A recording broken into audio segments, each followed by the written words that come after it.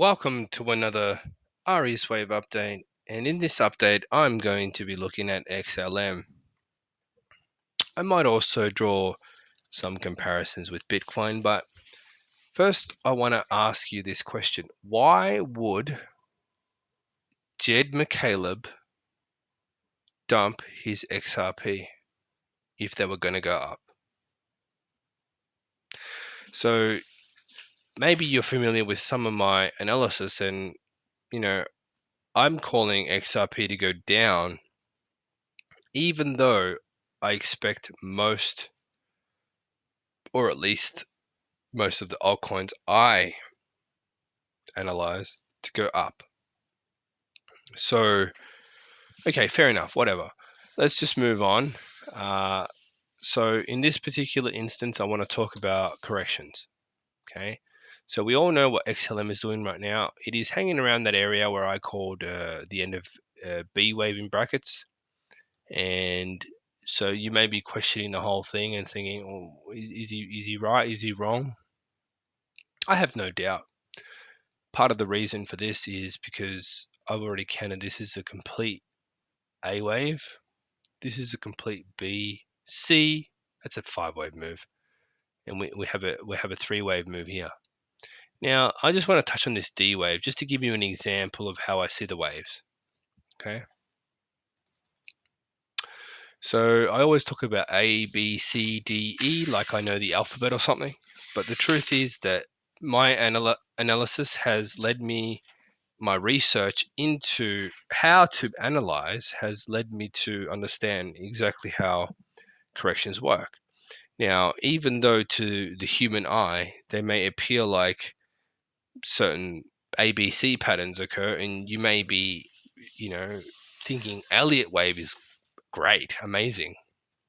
But the truth is that just because you can see it with the human eye, it doesn't mean that that's it, right? You've always got to ask yourself, is this the only wave that is happening, or are these the only waves that are happening in this correction?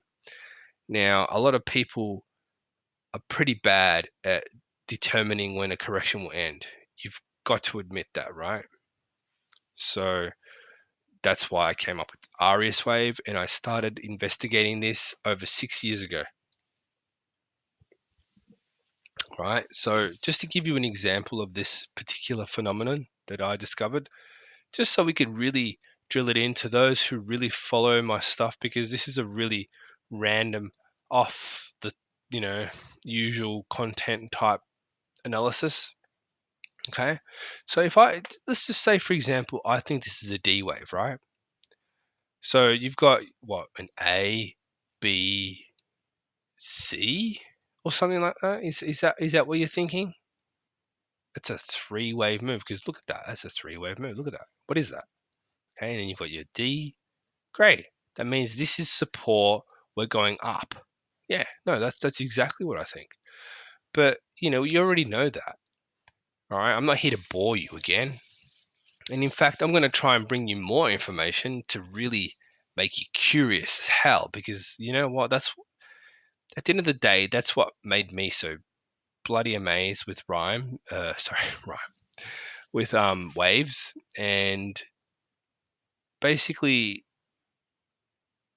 once you see it, you become intrigued, right? So let's go to the 1-hour chart for a sec. Okay, so let's go back down to that area where I was talking about. All right, so that's around here.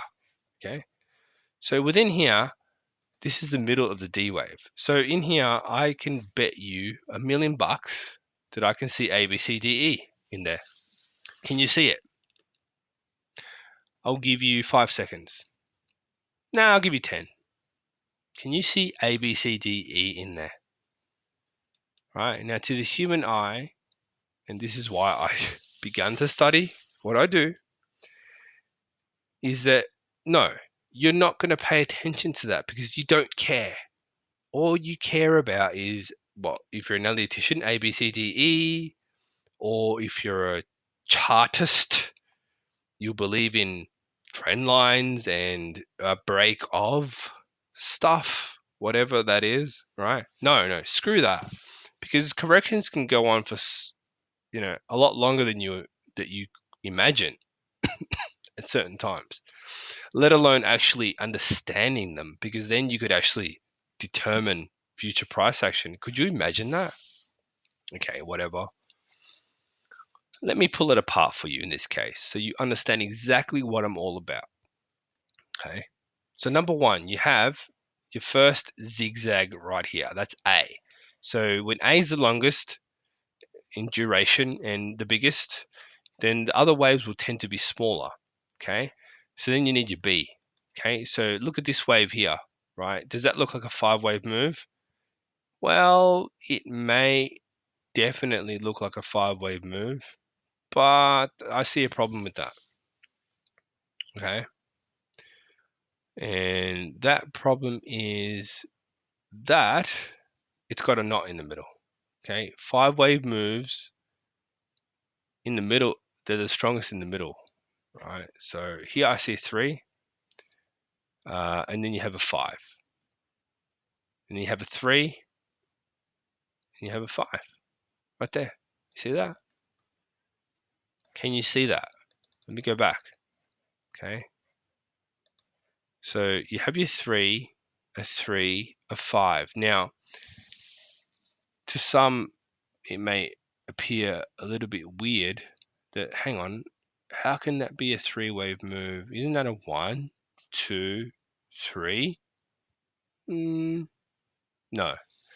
And the reason why I've already taken away that possibility is because when you look at this correction, this has to also be 3, 3, 5, 3, 5. Now, number one, you can say that's a 3. Okay, that looks, plausible, I suppose. Well, there's no 3 up. It's just what is that? Hang on. That's a 5. Yeah, it just doesn't work right. Okay. You've got to actually go through every wave. But once you get used to visualizing the waves, you start to see these patterns, right? So you have a 3, a 3, a 5, a 3, and a 5. Why is that 5 there? It's because that's the E wave. That's where you move up. Okay. Once you start to understand this, you start to understand everything about the patterns, everything about corrections, right? And you start to see that, okay, sometimes when, like, just say, for example, you're looking at, let me just zoom out a bit. Okay, you're looking at, okay, so how could this be a 5-wave move? Sorry, one sec. How can this be a 5-wave move? Well, it's quite simple, really. If you go down to the small degree, you can see that there was a wave 1, 2, right? And can you see that there's a 5-wave move right there, like that? Can you see that? Right, I'll just take this off again. You can see 5-wave moves there, and you're missing a 4. Yeah, well, that's why. Wave 2 is the smallest, and then you start to get the same pattern again, right? You start to get 3, 3, 5, right? Now, it's your guess is as good as mine as to where the next pattern comes from, right? You need a 3 and a 5, okay? So when corrections can be expanded, you have a 3, 3, 5, 3, 5, C. All right, so A, B, so A, B, C. Okay, so you had your 3, 3, 5, 3, and there's your final 5, and then you have your impulsive move for number 5. So basically, wave 4 ended here, right? Wave 3 ended here. Wave 1 was, sorry. Wave 1 was here, wave 2 was here.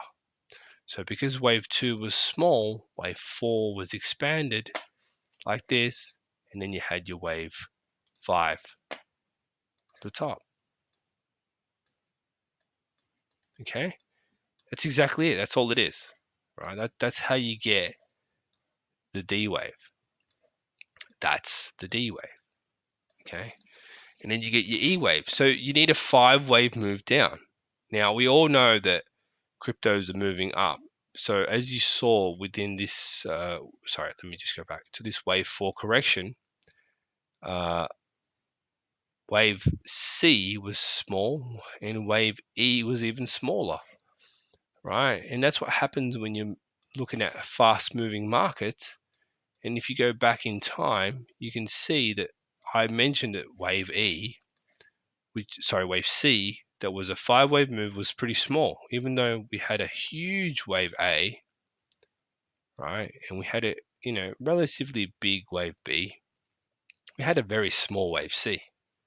So compared to that wave, this wave is getting weaker. So you can see the slope going from like this to like, like this.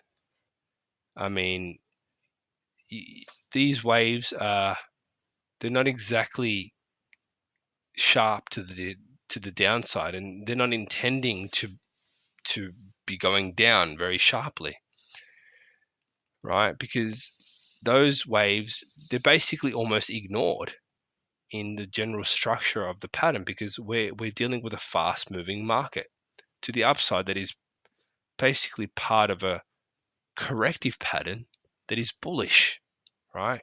So basically, like if you're ever trying to trade a C wave in a B wave, you're trading against the trend, right? So any potential trade that you're trying to execute to the downside during a B wave is always going to be a counter trade move, because even though the B wave is counter trend, technically it's still in the direction of the major trend. Okay, so any other wave within that correction is going to be counter trend. You get me? Because the market wants to go up, it doesn't want to go down. Now, that doesn't mean that when you get a C wave, the market's not going to go down, right? So, for example, okay, so you can talk about all that sort of stuff going on in there, but that's only because we're dealing with a B wave. That doesn't mean that when you get a C wave, it's not going to cause a massive pullback, right? We're just talking about corrective waves within a counter trend move, but uh, it's still in the direction. Well, B waves aren't technically counter trend. I would say A waves are counter trend, and C and E waves are counter trend. B waves are kind of in the direction of the major trend, and D waves are. That's why they can appear to be bullish and impulsive at times. Therefore, it's very easy to mistake them as like a bull market, right? But the truth is that they're not bull markets, they're just expanding corrections. So, therefore, when you're looking at these C waves and E waves within a in a correction that is sort of going in a direction of the major trend, they're kind of they're kind of softening out and they're very weak. Okay, so that's why we're seeing um, the C and the E's that are very small, and hence why you see me talking about, well, this correction's over now.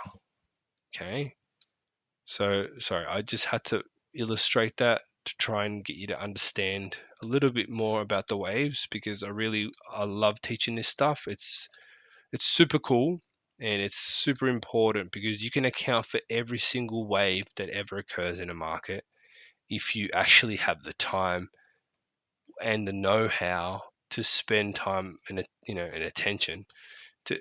And obviously you need the framework. AriasWave provides you the framework so that you can understand how all these waves fit together, because that's the key component. Like, you can just sit there and look at a market, and if you try to use AriasWave as your framework, you will fail miserably. because it'll just give you so much BS and it'll just never work out for you. So basically, in a nutshell, this is the end of B-Wave. This is solid support, right? And the reason why I'm saying that is because we created this 5-wave move to the downside, like so, but then we broke the high. So that, even though it broke the high, it's bullish, right? The only thing is that people tend to freak out when it dips down below so much, but it never goes below the red line, which is obviously the end of the correction. So wave one can look weird. I don't care what wave one looks like as long as I see a correction, because correction is the telling point. It's just got all the evidence to suggest what's going on. So you've got a clear 3-wave, 3, 3, 5, 3, obviously 5. So now I'm expecting this to go up above this area, and it's going straight up, to complete C wave, $50, the price target. I don't need logic. I don't need anybody to say, hey, you're crazy. That doesn't mean anything, right? You can say whatever you want to say. It's the waves are the evidence, okay? It doesn't matter how crazy the wave looks, as long as you see those waves occurring inside the pattern. Literally, the pattern can do whatever it wants to do as long as you're conforming to the standard that you've created, which is the framework, which is AriasWave. Then it does not matter at all how shallow an E wave is or how shallow a C wave is, as long as you understand the reason behind it is because it's within a corrective pattern, and it's a corrective pattern that's going in the direction of the dominant trend. You get what I'm saying? So therefore, this is like waves 101, probably the best wave analysis in history, right? And let me just remind you that Elliott wave was created during the early 1900s, right, where there wasn't even computers. So how the hell is people still relying on a method that was created when there wasn't even computers around? I mean, surely someone would have said, hey, no, this is wrong, and this is how you really do it. This is Elliott wave 2.0. No, I can't be bothered trying to create an Elliott wave 2.0. I created AriasWave. Simple as that. So this is way more interesting, and it's better for me if I actually give it my surname, which is Arias. Yeah. And by the way, my name's Mike, Michael Arias. So just in case you ever wondered, it's Mike. I might actually start saying, hey, it's Mike at the beginning of my videos. But look, at the end of the day, we need to see results. And you know what? I'm all in on this analysis, right? To me, it's not even about the money. The money is great. But to me, it's about, hey, I know what the hell I'm talking about, and I want to make something of it because it's going to educate people to actually understand what's going on and, understand the different variances between the waves and how, if you pay attention closely and look at the fine detail and not just make it about money, money, money, money, money. Yeah, the money's great, but don't you want to actually do something constructive when you're looking at a chart rather than just hyper speculate, just really just try to guess? Because emotions can overwhelm, and FOMO can overwhelm, and your biases can overwhelm. But if you really have that knowledge, then you're using a tool that is not an indicator, that is not like an RSI or not like a MACD or some really basic formula that is built in. Everybody's using that, and it works for nobody. Trust me. All right. If it worked for everybody, then everybody would be rich, right? The point is that there is nothing that is really solid out there, but there is a framework that I'm trying to trying to bring into the mainstream, and I'm doing it very slowly, and I don't want to make it too popular too quickly. Right? You don't see me reducing prices. You don't see me having special sales, right? No, because I don't want that kind of attention. I want to bring this to people who are really serious about analyzing charts. I want my own niche, and you can be a part of that. I offer it to you. Hopefully you found this video interesting and informative. Thank you for watching.